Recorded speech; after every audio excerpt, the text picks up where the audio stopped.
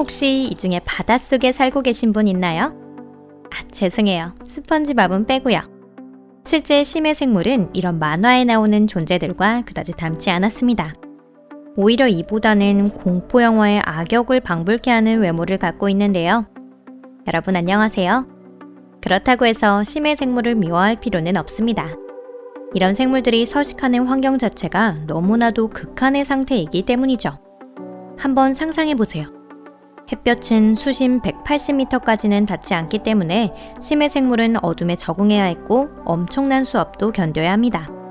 10m 잠수할 때마다 수압은 1기압씩 상승하고 수심 300m에서는 물의 무게가 머리 위에 쌓인 자동차 200대의 무게처럼 느껴집니다.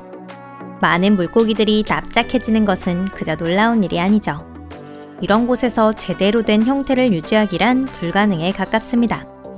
다시 말해 지표와 바닷속 환경이 너무 다르기 때문에 심해 생물은 거의 외계인에 가깝다고 볼 수 있습니다. 이곳은 토픽입니다. 오늘의 주제는 예상하셨듯이 바로 심해 생물에 대한 이야기입니다. 그럼 안전벨트 매세요. 깊은 바닷속으로 잠수를 시작하겠습니다. 그럼 들어가 볼까요?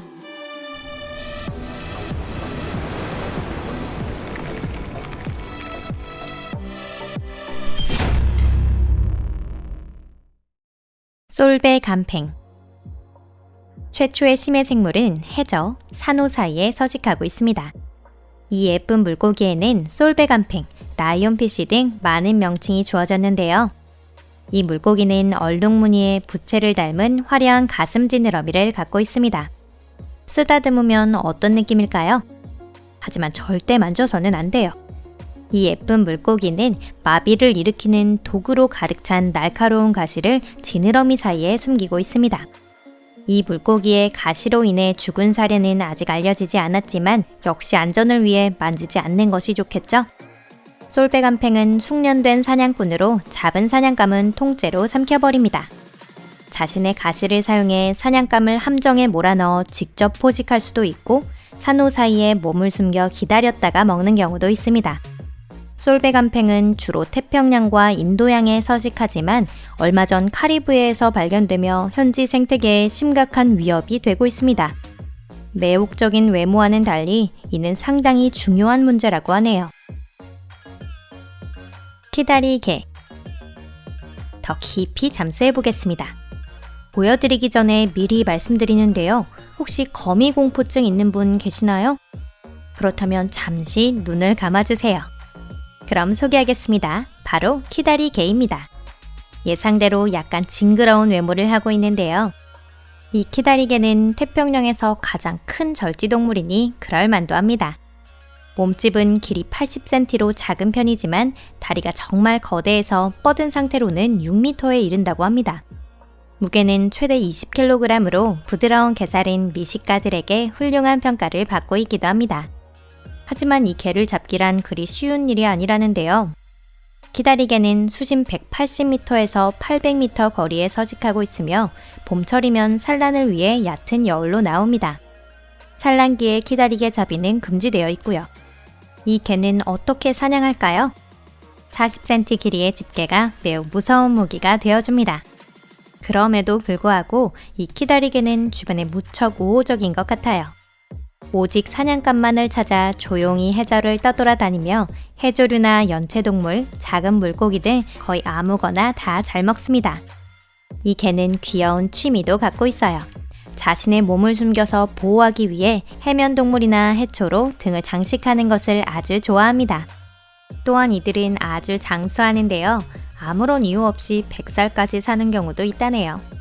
그리고 겉보기에는 무섭지만 보기보다 겁이 많습니다. 시야에 굶주린 문어를 보면 맛보기보다는 서둘러 숨어버린다네요. 바티사우루스.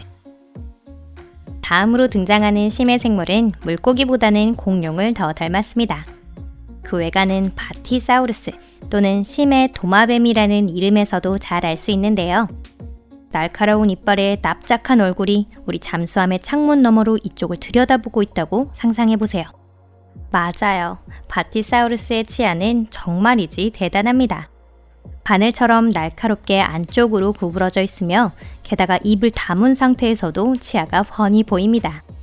다행히 바티사우루스는 수심 약 2000m의 장소에서 생활하기 때문에 바다 위쪽에는 서식하지 않습니다. 바티사우루스에는 두 종류가 있는데요. 남쪽 바티사우루스는 암색의 큰 비늘에 덮여 있고 다른 하나는 유백색을 띠고 있습니다. 둘 다 가장 심해에 서식하는 완벽한 육식어이죠. 그런 물고기가 해조를 먹을 거라고는 누가 상상이나 했을까요? 식사를 할 때 이 물고기는 매우 참을성 있게 해저에서 머리를 조금 든 채로 가만히 멈춰서서 몇 시간이나 먹이를 기다립니다. 물고기가 가까이 다가오면 바티사우루스는 한 번의 급습으로 물고기를 잡아냅니다. 이런 심해에서는 파트너를 찾는 건 역시 상당히 어렵죠. 때문에 이들은 자웅동체의 몸을 갖게 되었고 덕분에 파트너 걱정은 한결 덜었답니다. 하지만 조금 외로워 보이기도 하네요. 가족도 친구도 없이 혼자서 해저에 가만히 머물러 있는 것 뿐입니다. 어쩌면 외로워서 밤마다 울고 있을지도 모르겠네요. 가여운 바티사우루스. 붉은 입술 박쥐 물고기. 다음에 소개할 물고기는 표정만 보자면 매우 심기가 불편해 보입니다. 바로 붉은 입술 박쥐 물고기입니다. 이름대로 선명한 진홍색 입술을 보면 화장에도 관심이 많아 보이네요. 수압을 생각하면 당연한 말이지만 몸은 접시처럼 납작하게 되어 있습니다. 또 머리는 어울리지 않을 정도로 커서 몸 길이의 20%에서 50%까지 차지하고 있습니다. 이 박쥐 물고기는 수심 200m에서 1000m 위치에서 서식하고 있는데요. 그런데도 수영을 못한다니 놀랍지 않나요? 박쥐 물고기의 지느러미는 다리와 비슷한 모양을 하고 있는데 이를 이용해 해저를 돌아다닙니다. 하지만 그렇게 자주 움직이지는 않아요. 낚시를 아주 사랑하기 때문이죠. 박쥐 물고기는 머리에 있는 특수한 기관에서 나오는 냄새에 이끌려 사냥감이 절로 찾아오기를 몇 시간 동안 기다리는 것이 특기입니다. 다른 큰 육식어가 이들을 잡아먹으려고 하는 경우엔 매우 튼튼한 등딱지가 이들을 지켜줍니다. 게다가 이들은 돌기와 가시로 덮여있기 때문에 해저와 완전히 하나가 되어 있어 분별하기가 무척 어렵답니다. 또한 위장을 위해 바닥에 몸을 파묻어 숨기도 하는데요. 그때는 정말 아무도 찾을 수 없다고 하네요. 박쥐 물고기를 찾아내는 것은 사람도 어렵기 때문에 이 기묘한 생물의 라이프 스타일에는 아직도 많은 비밀이 숨겨져 있습니다. 예를 들면 어떻게 번식하는지에 대해서도 지금도 충분히 밝혀지지 않았다네요. 다시 말하면 박쥐 물고기는 스타들이 파파라치를 싫어하듯이 사람의 눈이 없는 곳을 좋아한다는 것이죠. 그냥 가만히 놔두는 편이 좋을까요? 아기 돼지 오징어. 지금까지는 계속 무서운 것들만 봤으니까 마지막으로는 귀여운 아이를 만나러 가보겠습니다. 바로 소개할게요. 이름도 귀여운 아기 돼지 오징어. 아기 돼지 오징어는 태평양과 대서양 수심 100m 위치에서 서식하고 있습니다. 이 생명체야말로 정말 애니메이션 속에서 갓 튀어나온 것 같은데요. 눈 위의 촉수는 꼬불꼬불한 앞머리 같고 코는 어쩐지 너무 귀엽고 입가에는 치명적인 미소를 띠고 있습니다. 하지만 입처럼 보이는 이건 입이 아니에요. 별다르게 특별한 것도 아닌 단순히 색소가 침착되어 만들어진 얼룩입니다.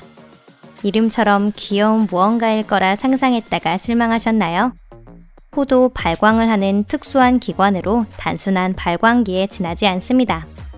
이들은 사과보다도 작은 데다 몸 전체가 투명하여 내장기관이 전부 보입니다. 이들은 뒤집혀진 자세로 헤엄치며 물을 체내에 넣어 천천히 이동합니다. 안타깝게도 아기 돼지 오징어의 행동 특징과 호불호, 성장과 번식의 과정에 대해서는 아무것도 알려져 있는 것이 없습니다. 다만 확실한 것이 한 가지 있는데요. 아기 돼지 오징어는 확실하게 귀엽다는 사실입니다. 오늘 영상은 여기까지입니다.